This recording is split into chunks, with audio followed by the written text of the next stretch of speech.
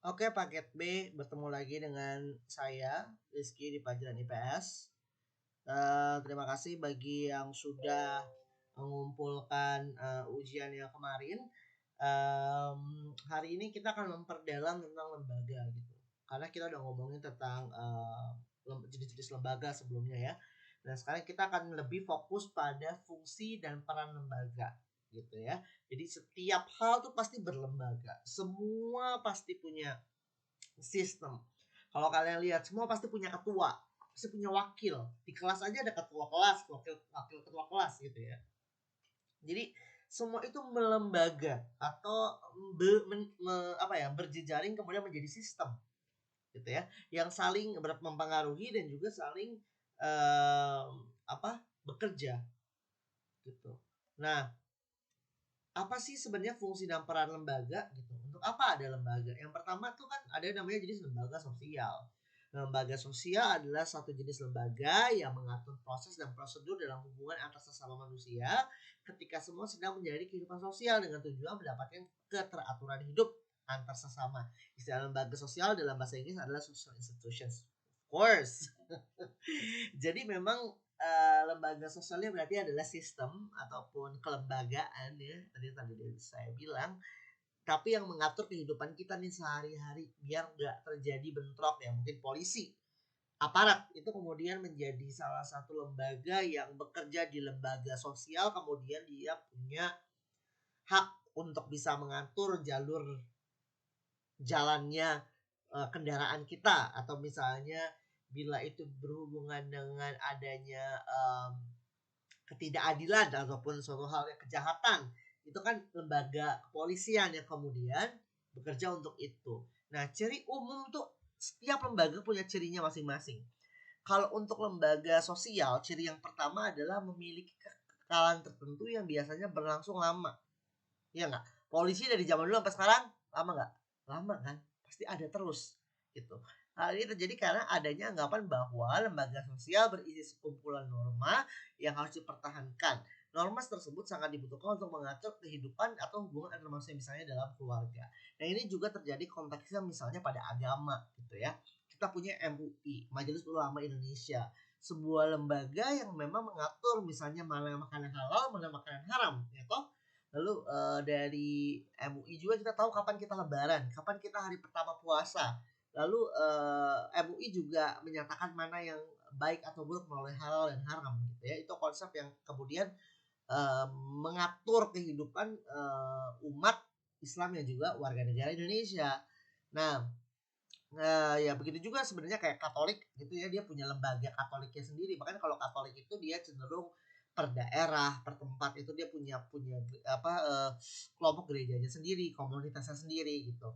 Begitu juga agama-agama budaya gitu ya, agama-agama tradisional walaupun tidak semodern lembaga agama-agama yang mayoritas, tapi dia juga punya aturan gitu yang mereka buat. Jadi lama lah, agama kan udah jutaan tahun ya. Kita percaya, bahkan kita mungkin saya Islam dan mungkin teman-teman dari yang Islam juga, kita percaya bahwa kitab kita itu kitab yang dari dulu nggak pernah berubah gitu. Misalnya seperti itu. Nah, itu kan sudah lama banget berarti. Udah jutaan, udah ratusan, mungkin ribuan tahun ya.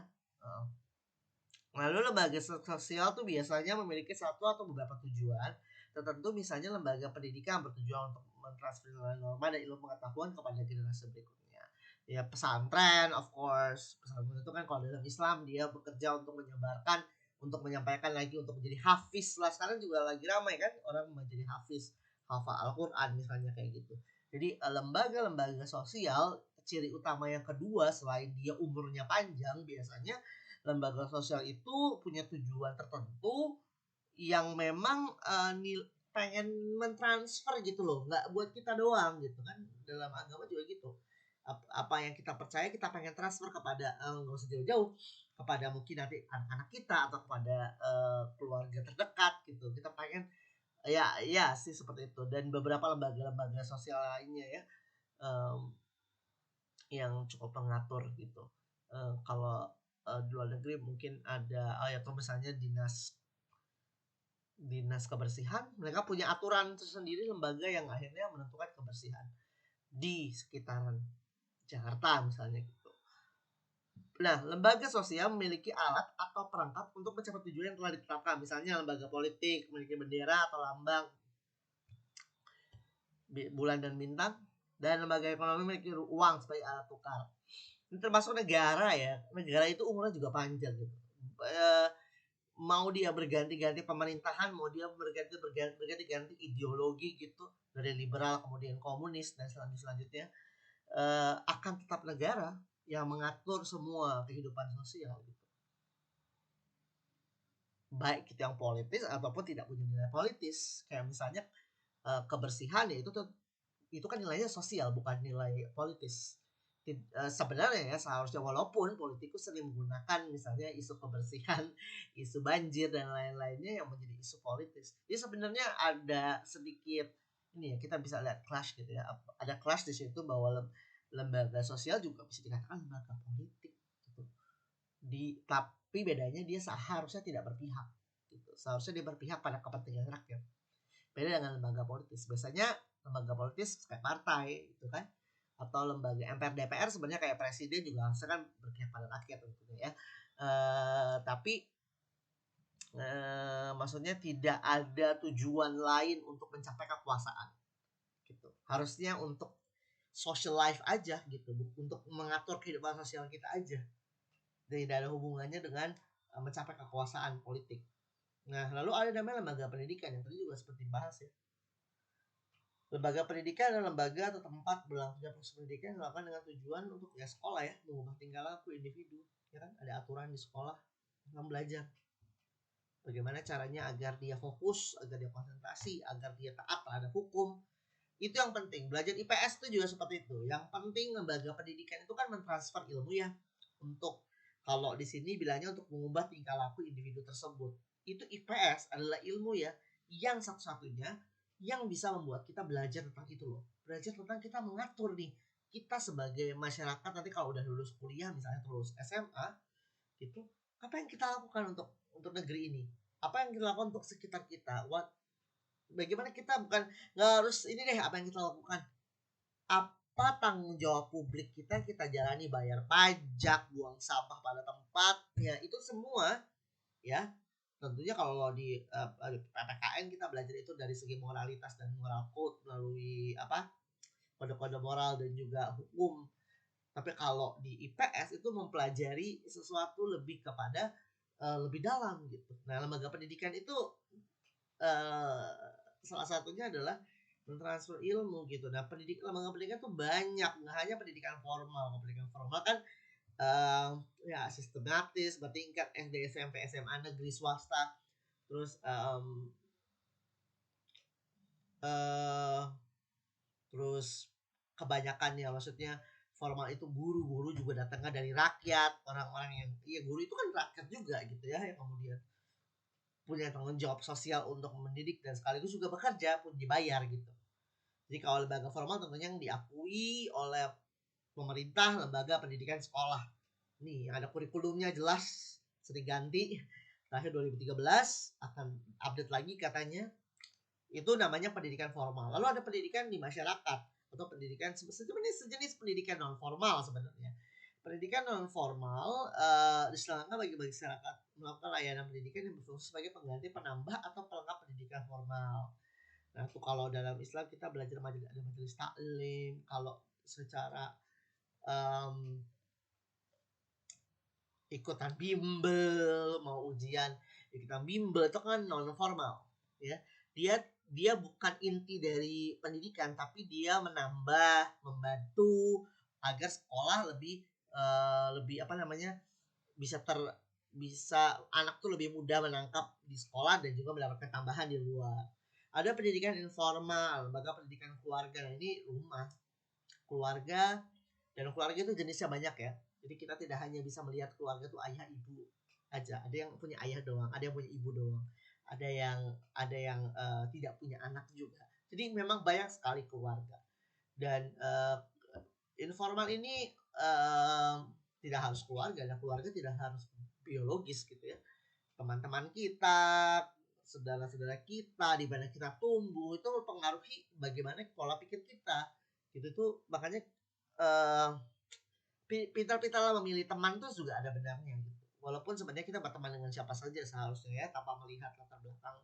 Tapi memilih pertemanan yang tentunya sehat, baik itu juga penting, sama pentingnya dengan berteman dengan siapapun gitu. Lalu ada lembaga ekonomi, kalau ini ya bank ya, BUMN, BUMS, bank BRI. Kalau BRI itu milik negara, BUMN. Terus ada BUMS, ke BCA, gitu. bank lah. Terus ada pegadaian, itu kan juga lembaga ekonomi. Jadi yang berhubungan dan lembaga yang mengatur bidangnya ekonomi gitu. Bisa dengan simpan pinjam, pinjol pun itu sebenarnya adalah lembaga ekonomi. Tapi masalahnya dia tercatat atau tidak di dalam ini apa namanya oleh negara, ada yang tidak tercatat gitu ya. Di lembaga ekonomi biasa lembaga-lembaga ataupun atau kelompok-kelompok tertentu yang mengerjakan pergerakan ekonomi pasar misalnya.